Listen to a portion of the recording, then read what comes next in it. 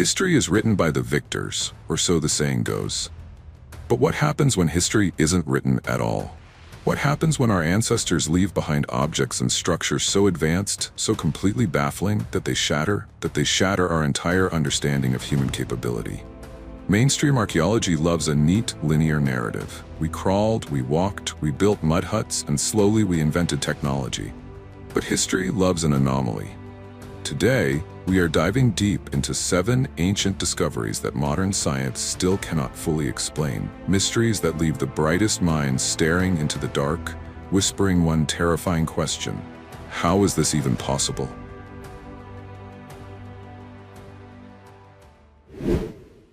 Our journey begins deep in the fens of East Anglia, England, at a remarkable site that modern archaeologists have affectionately dubbed the British Pompeii, the Must Farm. Picture this. It is roughly 850 BCE during the Late Bronze Age. A peaceful community has built a cluster of sturdy timber roundhouses, elevated entirely on stilts, right above a slow-moving, sluggish river. It is a smart, strategic way to live, surrounded by water, rich in resources, and deeply connected to nature. But then, disaster strikes in the blink of an eye. A sudden, ferocious fire breaks out. The thatched roofs catch flame, the wooden structures weaken, and the entire settlement collapses downwards, plunging straight into the muddy, oxygen-free waters of the river below. Now normally, when a fire destroys a settlement, history is turned to ash and lost forever. But here is where the Must Farm becomes an absolute anomaly. Because the homes fell instantly into a watery, waterlogged layer of silt, the fire was choked of oxygen, and the mud created a pristine, airtight time capsule. When archaeologists finally uncovered the site, what they found completely shattered the traditional textbook stereotypes of the crude Bronze Age peasant. They didn't just find broken pottery and discarded tools. They found exceptionally fine, delicate textiles, linens and woolens woven with such microscopic precision that they easily rival modern fabrics. They found glass beads traded all the way from the Mediterranean, proving a massive, complex network of international trade that most historians never thought existed during this era. And perhaps most hauntingly of all, inside clay bowls, they found meals that had been left half-eaten, complete with preserved seeds, grains, and animal bones. Think about that for a moment. These people weren't primitive survivors struggling day to day. They lived in meticulously engineered, highly organized architectural masterpieces. They had interior design, sophisticated clothing, fine cuisine, and a cozy domestic lifestyle that honestly wouldn't look out of place centuries later, long before Rome was even a blip on the map. The Must Farm teaches us a vital lesson. Preservation completely rewrites perception. It reminds us that our ancestors possessed levels of domestic comfort and organizational skill that static textbook timelines simply fail to capture. And it leaves us wondering, what else is hiding right beneath our feet, waiting for a single layer of mud to reveal a forgotten world? Leaving the misty fens of England behind, let's travel eastward, deep into the arid, sun-baked plains of Central Asia. Here, hidden in the sands of time, lies an enigma carved entirely from stone: the Bactrian princesses. Dating back over 4,000 years to the late 3rd and early 2nd millennium BCE, these artifacts belong to the mysterious Oxus civilization. At first glance, they look surreal. These are small, highly stylized female figurines crafted from a striking combination of materials: dark, glistening chlorite bodies contrasting sharply with pale, ghostly white limestone or calcite heads. But what immediately catches your eye is their clothing. They wear heavy, intricately pleated cloaks that wrap around them with a structured elegance that looks remarkably like modern haute couture. You almost expect to see them walking down a runway in Paris or Milan, rather than sitting in a museum case representing a forgotten Bronze Age culture. And yet, the deeper you look, the more unsettling they become. Archaeologists are completely baffled by their total lack of context. You see, unlike most major archaeological treasures, these princesses were almost never found through systematic scientific excavation in royal tombs or major settlement ruins. Instead, they mostly surfaced through the black market antiquities trade. Completely stripped of their archaeological strata, meaning we have zero clues about the soil, the graves, or the rituals they came from. Worse still are their faces. Carved with stark, absolute minimalism, their features are hauntingly blank and alien.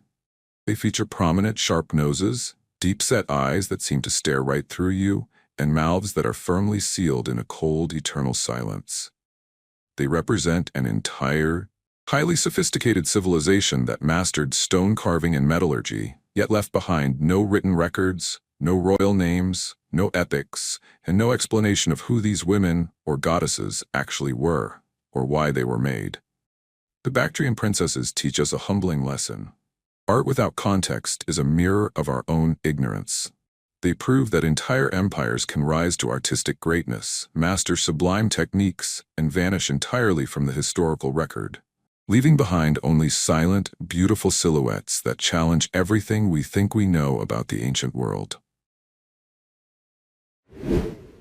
Now, let's travel from the deserts of Central Asia to the rolling hills of West Dunbartonshire in Scotland, where a truly baffling 5,000-year-old canvas rests in plain sight. The Cochno stone. Imagine a massive slab of bedrock measuring roughly 42 by 26 feet exposed to the elements. Across its entire surface lies an intricate, hypnotic maze of carvings. We are talking about dozens of cup and ring marks, perfect little depressions surrounded by concentric circles, with straight grooves running out of them, alongside mysterious grid patterns, and most strangely of all, a pair of carved four-toed feet. Discovered back in 1887, this stone immediately drove researchers, historians, and amateur sleuths completely mad. What on earth are we looking at?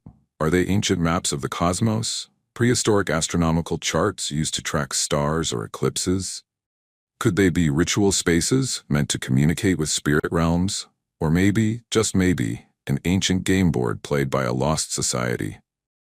The truth is, similar cup and ring symbols are found all over the globe, yet no two sites ever share the exact same complexity. The Cochno stone is like a giant stone page written in a language that humanity forgot how to read thousands of years ago. And the story of the stone takes an even stranger twist. By the mid-20th century, the site was being heavily damaged by graffiti, weather erosion, and curious visitors walking all over the carvings. So in 1965, archaeologists made a radical, drastic decision. They actively buried the entire massive rock under several feet of earth and turf to hide it, protecting it from destruction. It stayed hidden underground for decades, almost becoming a myth itself, until modern archaeologists brought it back to the light using advanced 3D laser scanning technology. When the dirt was brushed away, the fundamental, maddening question remained completely unanswered. What kind of mindset, what belief system, or what cosmic event inspired prehistoric humans to painstakingly peck these exact geometric shapes into solid bedrock? The Cochno stone teaches us a profound lesson about our deep past. Symbolism always precedes literacy.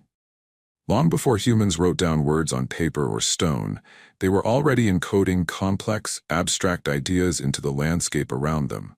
Ideas that modern rationalism still struggles to decode. Now let's travel from the prehistoric standing stones of Scotland back to the scorching heat of ancient Italy, right to the foot of Mount Vesuvius. Most of us know the tragic fate of Pompeii in 79 CE, buried beneath meters of ash and pumice in a single afternoon. But just a few miles away, its neighboring resort town of Herculaneum suffered a far more intense, devastating fate. It was hit by a massive, superheated pyroclastic surge, a wall of glowing gas and volcanic rock exceeding 500 degrees Celsius. That intense heat didn't just kill, it flash-carbonized everything organic in its path. And deep inside a luxurious seaside villa that includes the only intact library to survive from classical antiquity, over 1,800 papyrus scrolls, baked solid into what looked like lumps of burnt firewood. For centuries, these scrolls sat undisturbed in the dark. But when they were finally discovered during early excavations, they presented an impossible heartbreak. Trying to unroll them manually was completely useless. The moment air touched them, or the slightest pressure was applied, the brittle carbonized papyrus would instantly crumble into microscopic black dust. They were essentially locked, indestructible tech safes holding the secrets of the ancient world. For generations, historians thought they were lost forever. But modern science changed the game in the most cinematic way possible. Using high-energy X-ray phase contrast tomography, the same advanced scanning technology used in medical particle accelerators, researchers can now digitally unwrap the scrolls without ever physically touching them. And what are we finding inside? Lost philosophical treatises by Epicurean thinkers, unknown Greek poetry, and sophisticated essays on music and rhetoric. But the most haunting part of this discovery isn't just what we are reading. It's the terrifying realization of how much we lost. If an entire wing of a wealthy Roman aristocrat's private beach house contained this much foundational literature, imagine what was sitting in the great libraries of Alexandria, Antioch, or Rome. It makes you realize that our entire foundation of classical history is built on just a tiny, lucky fraction of what actually survived the furnace of time. The lost library of Herculaneum teaches us a stark lesson. History hangs by a thread. The line between what we know about our past and what is lost to absolute oblivion is often nothing more than a twist of volcanic fate. Now, let's leave the smoking ruins of Italy behind and travel deep into the sun-drenched sands of Egypt, specifically to the ancient sacred site of Abydos. There, hidden right behind the famous temple of Seti I, lies a subterranean architectural anomaly known as the Osireion. Step down into this structure, and you instantly feel like you have stepped completely outside of conventional Egyptian history. You see, standard pharaonic temples are built upward using decorated sandstone blocks, brightly painted reliefs, and towering pillars. But the Osireion is buried deep underground. It is constructed entirely from titanic, unadorned pink granite megaliths, massive blocks of stone weighing anywhere from 60 to over 100 tons each. When you look at how these colossal stones are fitted together, your jaw just drops. There is no mortar, no glue, no filler. The joints are razor-sharp, interlocking with a precision that defies the standard tools of the New Kingdom era.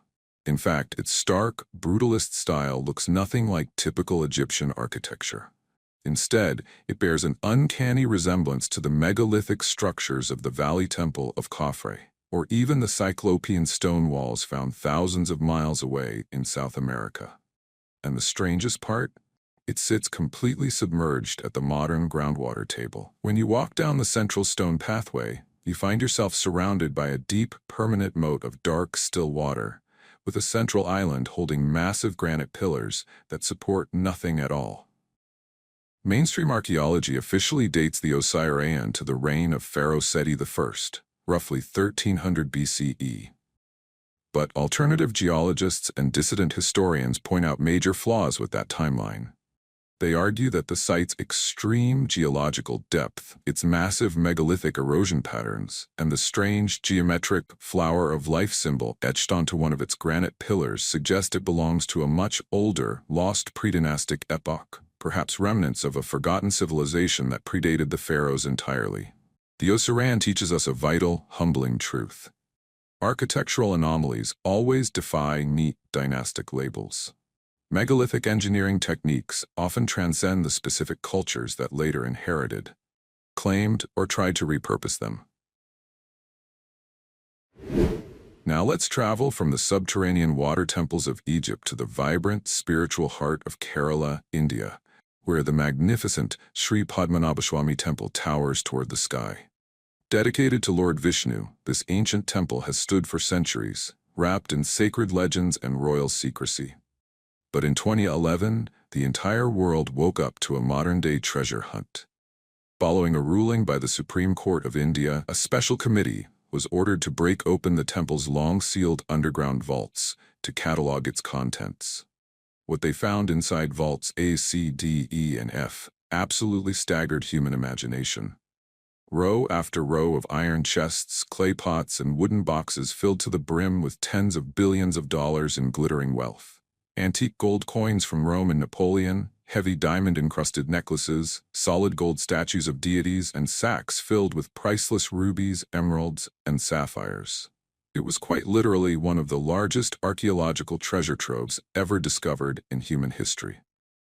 But as the committee systematically worked their way through the chambers, they finally reached the ultimate barrier, Vault B. And that is where the story takes a chilling, deeply eerie turn. Unlike the other vaults, which yielded to iron bars and standard tools, Vault B remains strictly, completely sealed to this day. There are no heavy padlocks, no visible iron bolts, and no mechanical keyholes anywhere to be found. Its entryway is a thick, solid wall of reinforced iron and stone, guarded on either side by ancient stone carvings of massive rearing cobras. According to temple priests and centuries-old local traditions, Vault B is not protected by metal.